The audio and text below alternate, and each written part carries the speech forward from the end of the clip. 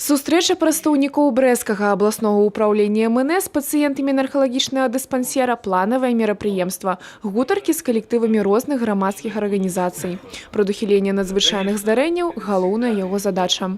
Наша общая задача – попытаться даже в этом учреждении дойти до сознания каждого человека и убедить, что должны всегда соблюдаться меры безопасности, пожарной безопасности, при курении, при обращении с каким-либо оборудованием, при нахождении дома, при нахождении на работе, во всех ситуациях, во всех случаях.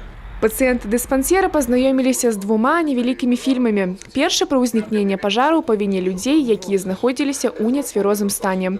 Адна непатушаная цыгарэта можа загубіць як віноўніка пажару, так і яго блізкіх. Другі відэаролік наглядна дэманструе, што можа здарыцца, калі часта пакідаць дзіця без нагляду дарослых. Это уже системная работа, и не менее одного раза в месяц здесь бывают работники нашей службы.